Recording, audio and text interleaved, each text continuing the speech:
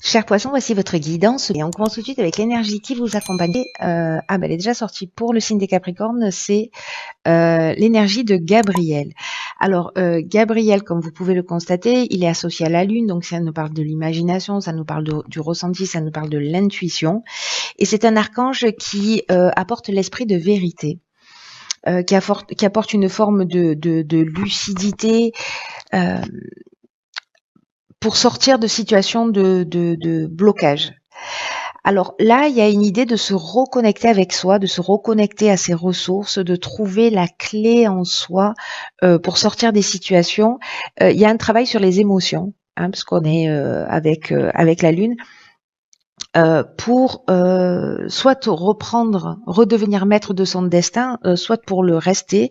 Mais en tout cas, il y a une idée ici de faire appel à ses ressources intérieures pour ne plus subir des situations. Donc on va voir ce que le tirage nous dit avec l'énergie avec laquelle vous rentrez dans ce mois, cher poisson. Et nous avons le pendu, accompagné de la carte de la femme et de l'abondance. Ok. Alors, le pendu nous parle de changement de perspective pour moi. Alors, est-ce que vous rentrez avec cet état d'esprit? Peut-être de prendre conscience de ses limites ou de changer d'angle de vue sur justement le bonheur, l'idée que vous avez de l'abondance. Alors soit lié à une femme, soit c'est votre énergie féminine que vous allez mettre en avant, que vous soyez un homme ou une femme, soit c'est par rapport à une femme. Et donc du coup, en fait, il y a vraiment cette idée pour moi d'apprendre et de se connecter à son monde intérieur pour changer d'angle de vue. Alors ça peut être sur l'amour d'une manière générale, sur les relations ou sur sa vision précisément de l'abondance, du confort, du bien-être, voilà, de la perception qu'on en avait. Alors soit c'est des situations qui vont se proposer, soit vous êtes déjà en train vous êtes déjà dans cette énergie-là de vous poser des bonnes questions pour savoir peut-être ce qu'il vous faut, ce qui vous rend heureux. Peut-être que vous découvrez des choses nouvelles sur vous ou à travers une femme. C'est possible. On peut aussi dans l'énergie, dans l'ombre de cette carte, on peut se sentir aussi dans une période de stagnation ou d'auto-sabotage, précisément par rapport à son confort, à son bien-être, par rapport à l'idée que l'on a de l'amour ou des relations. Et peut-être de se positionner dans un état d'esprit de victime. Il y a cette option qui est possible. Donc je ne sais pas dans quel état d'esprit vous-même vous êtes, mais là ce qu'on vous dit c'est que votre cœur il a des plans plus grands pour vous, hein, et que enfin votre âme a des plans plus grands pour vous et qu'il faut ouvrir votre cœur. Voilà, qu'il faut laisser circuler quelque chose comme cette cascade là qui tombe dans ce lac. C'est comme si là il y avait une leçon à apprendre en modifiant sa perception, en modifiant son angle de vue, en se décalant un peu sur la droite ou sur la gauche pour voir les choses sous un angle différent. Alors on va voir quel est l'objectif là. Je suis très curieuse. Hein. Ok, d'accord. Alors ici on a donc deuxième arcane majeur, on a la mort et la renaissance. Et ici, nous avons deux cartes, la carte des chênes et la carte de l'hiver, donc on est en plein dedans pour cette saison. Donc, est-ce que c'est une prise de conscience justement pour sortir, pour se libérer de ces chaînes, avoir un sentiment, parce que les chaînes, ce dont ça nous parle, c'est peut-être un sentiment de soumission, de situation bloquée. Euh,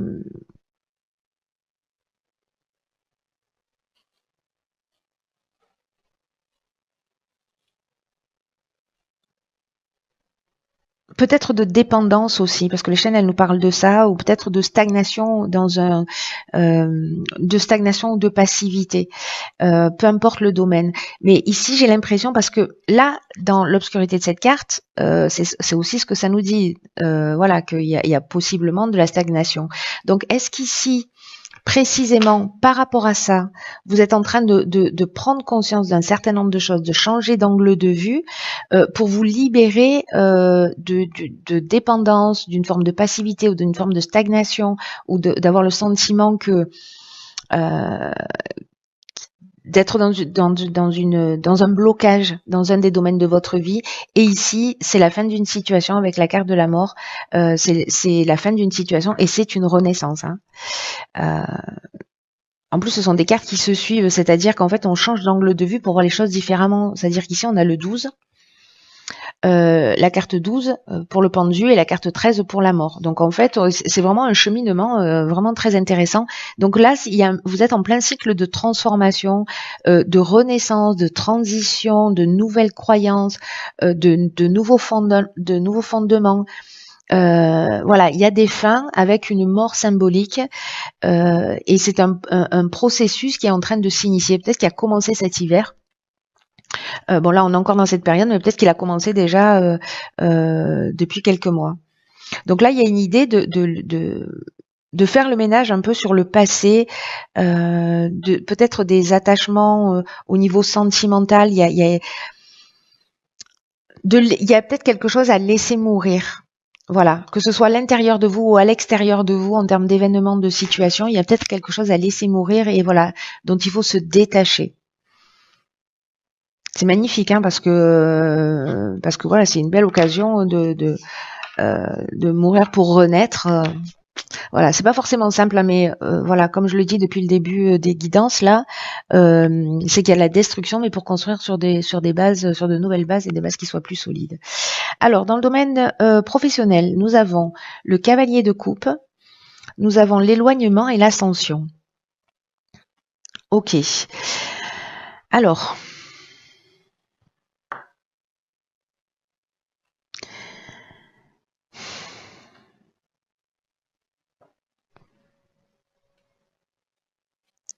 le cavalier de coupe dans le domaine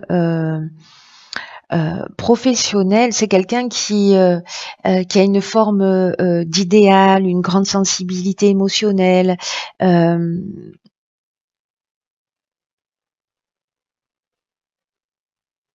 y a peut-être aussi chez lui une forme de mélancolie.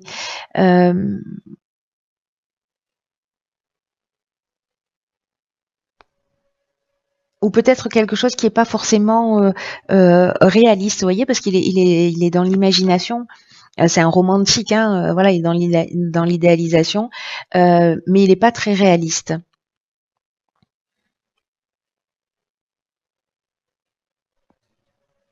Alors, est-ce que vous avez un niveau de sensibilité qui est très élevé? Alors, c'est le cas hein, pour vous les poissons déjà d'une manière générale.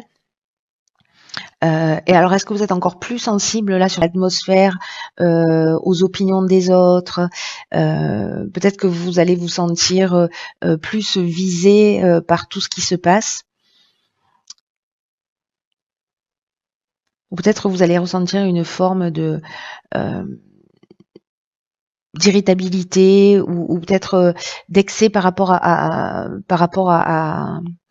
l'existence. Mais en même temps, avec les cartes qui suivent, j'ai l'impression que peut-être que vous allez laisser vraiment quelque chose derrière vous, pour le coup, avec cette carte de l'éloignement, c'est-à-dire avoir cette prise de recul qui concerne le domaine professionnel pour passer à autre chose. Voilà, pour passer à autre chose. Avec cette carte de l'ascension, on est dans l'évolution, personnelle, on est dans la réussite professionnelle aussi, on est dans le dépassement de soi, on est dans une augmentation. Alors, est-ce que justement vous avez des aspirations et que vous décidez de vous éloigner de ce que vous aviez pour partir vers votre réalisation? Voilà, mesurez bien ce dans quoi vous investissez au niveau professionnel ou au niveau matériel, hein, parce qu'on est dans ces deux domaines-là. En tout cas, il y a une prise de recul, il y a un éloignement Ça peut être aussi une forme de lâcher prise, hein, d'une manière plus subtile, où on va se prendre un peu moins la tête et puis on va y aller.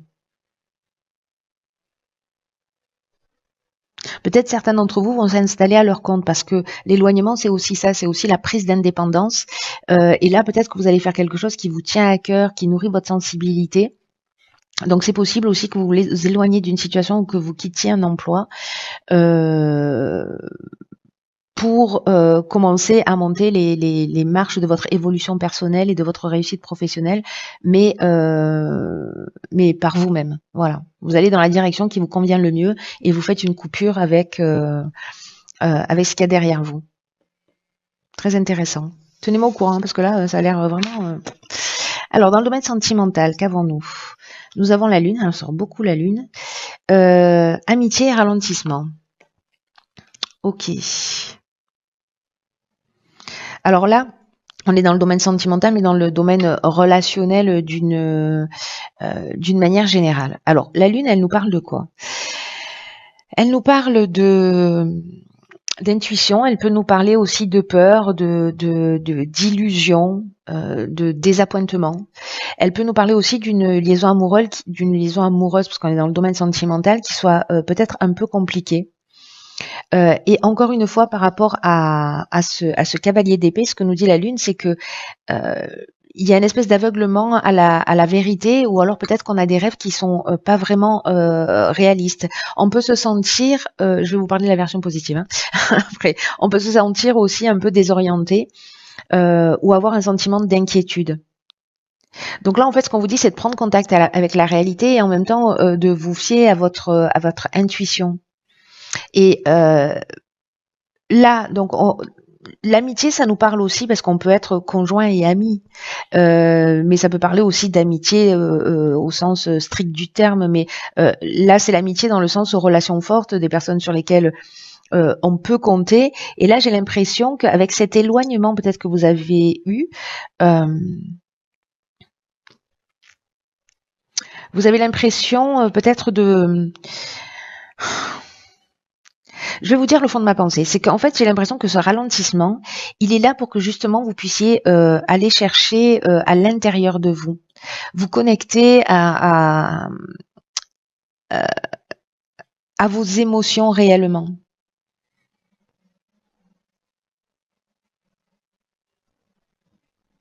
Parce que là, on est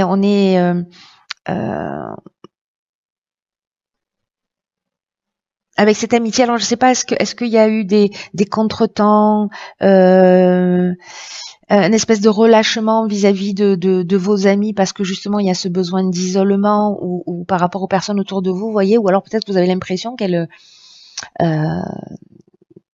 sont elles-mêmes, peut-être parce qu'elles sont elles-mêmes préoccupées par autre chose, elles sont un peu moins présentes pour vous. Mais j'ai l'impression, moi, vraiment qu'en fait, c'est un temps de centrage sur soi, de reconnexion à soi. Là, il y a une idée quand même de trouver sa voie, hein.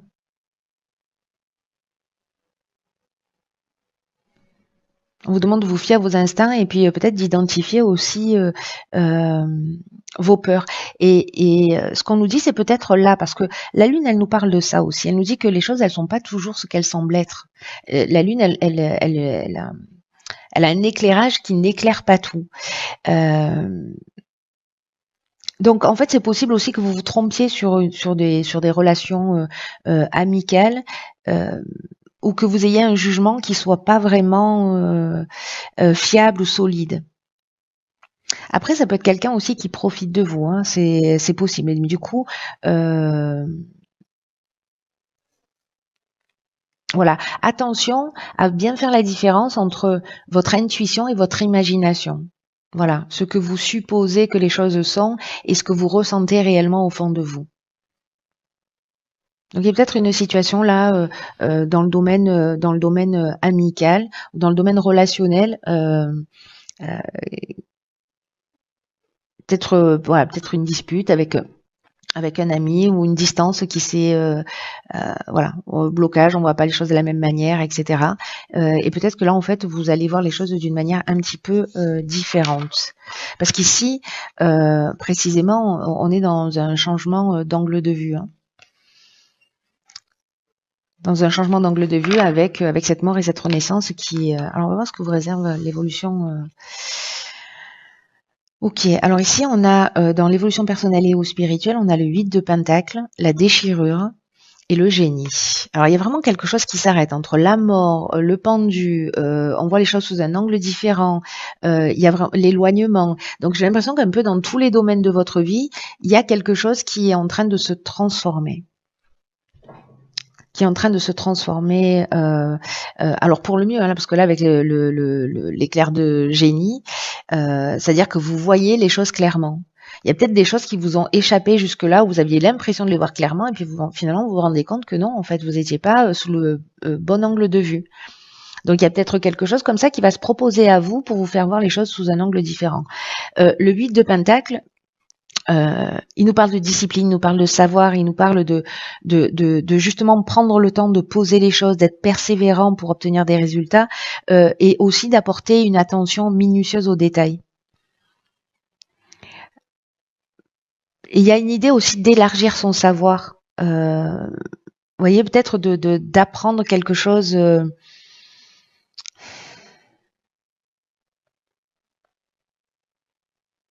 Alors ça peut nous dire aussi que qu'il y a un déséquilibre, si c'est un blocage pour vous, qu'il y a un déséquilibre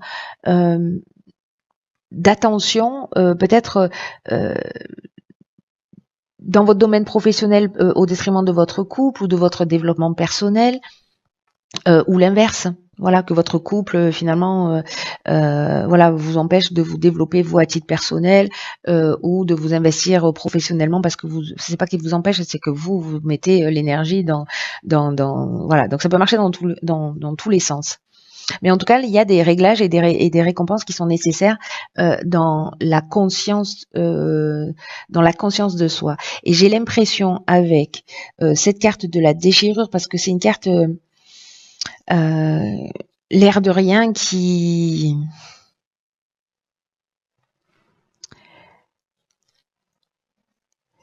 nous parle de changement brutal, qui peut nous parler de cassure, de parcours, de peut-être de colère aussi. Mais vous allez comprendre les choses, parce que dans le génie, il y a de l'intelligence relationnelle. Donc il y a peut-être des coupures que vous avez faites, peut-être qu'il y a des compromis que vous devez faire, peut-être avec vous-même, pour vous centrer, savoir ce qui est important pour vous. Et là, je pense qu'en fait, cette déchirure, c'est soit un changement brutal de perspective,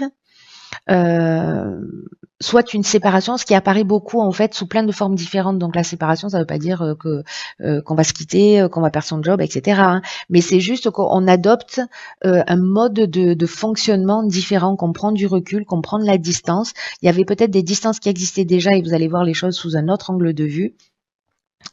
Où vous ressentir effectivement de la colère. Moi, je le vois pas vraiment. Je la vois pas vraiment, cette colère, mais comme c'est une des possibilités de la carte, ça peut résonner pour quelqu'un, donc je le partage avec vous. Donc là, il y a une idée d'apprendre quelque chose de nouveau et d'être attentif, peut-être à travailler sur soi, à être dans un travail de compréhension de soi, d'équilibre. Et je pense que vous allez trouver la solution ici. Alors vous avez 2 cartes. Ok, très bien. Alors, nous avons ici la réparation. Dès que vous transformez, vous réparez les choses, vous récupérez toute une énergie dont vous pouvez disposer. La vie est parsemée de leçons planifiées, de coïncidences pour vous faire grandir. Ok, par quoi je commence?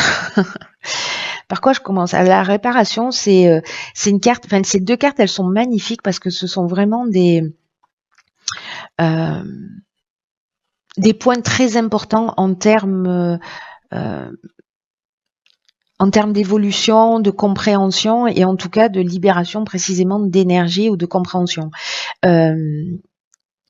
là, ce qu'on vous dit avec la carte de la réparation, c'est que s'il y a des choses qui ne fonctionnent pas chez vous, dans votre vie, même au sens structurel, hein, votre cafetière, elle marche plus, voilà, est-ce que vous la euh, est-ce que vous la gardez dans un coin, voilà, ou est-ce que vous la réparez? Est-ce qu'elle peut être réparée ou donnée? Ou vous voyez, en fait, ça marche vraiment dans tous les domaines de votre existence. Et là, on vous dit que tout ce qui ne fonctionne pas en termes de relations, en termes de schéma, en termes d'évolution, d'activité professionnelle, de relations, de choses structurelles, vous sentez un blocage. En fait, ça bloque votre évolution, ça bloque des situations qui peuvent arriver dans votre existence. Et dès que vous transformez, vous réparez les choses, vous épurez, vous récupérez justement toute une énergie dont vous pouvez disposer comme bon vous semble. Donc, voyez en fait déjà autour de vous ce qui est cassé, ce qui mérite d'être réparé dans votre maison, par exemple. Parce que ou ce qui dysfonctionne dans vos relations et qui peut être réparé aussi. Parce que ce que nous dit cette carte, c'est que ce qui est cassé autour de nous, ce qui dysfonctionne, c'est aussi le reflet, la projection d'une facette de nous-mêmes. Donc, vous pouvez agir sur l'aspect matériel, vous pouvez agir sur l'aspect relationnel, mais ne laissez pas traîner parce qu'en fait, c'est votre bien-être qui en dépend. Voilà, pour récupérer toute cette énergie. La carte du grand plan, quant à elle, j'adore cette carte parce que justement, ce qu'elle nous dit, c'est qu'il n'y a pas de hasard. Il n'y a pas de hasard. Parfois, comment vous dire? C'est un peu compliqué de vivre des situations et de comprendre le sens de ces situations. Et c'est souvent avec le recul, après coup, qu'on se rend compte. Et là, en fait, ce que nous dit cette carte, c'est qu'il y a plein de leçons qui sont planifiées, petites et grandes, de coïncidences, mais que tout ça est là pour nous faire évoluer, pour nous faire grandir. Et là, on vous demande de prendre conscience de tout ce qui vous est montré en ce moment. Peut-être justement de tout ce qui est cassé, de tout ce qui a besoin d'être réparé, recousu. Et utilisez votre intuition pour comprendre le sens de tout ça, parce que là, ce qu'on est en train de vous dire, c'est que la vie est à l'œuvre. Et que vraiment, bon, comme je vous le disais, il n'y a pas de hasard, quoi. Et tout ce qui peut vous troubler dans votre vie, tout ce qui vous arrive en ce moment, ça a vraiment un sens particulier, ça a une raison d'être. Parce que l'idée, c'est que vous êtes en train d'évoluer, vous êtes en train de franchir des caps, d'apprendre sur vous-même, sur votre mode de fonctionnement. En tout cas, ce qu'on nous dit là, c'est qu'il y a peut-être quelque chose à modifier que vous allez observer pour être dans la meilleure version de vous-même. Donc, arrêtez d'incriminer les autres, le hasard, les circonstances de la vie, la malchance. Et quand vous allez arrêter de transférer votre responsabilité et que vous allez, vous, commencer à réparer ce qui est cassé, la roue va tourner instantanément. C'est votre état d'esprit, en fait, qui va faire toute la différence. Après, c'est évident que c'est bien plus confortable de dire, voilà, de faire un transfert de responsabilité, hein. De rejeter la faute sur les autres, mais voilà, n'oubliez pas que ce qui se passe à l'extérieur, c'est le reflet de ce qui se passe à l'intérieur.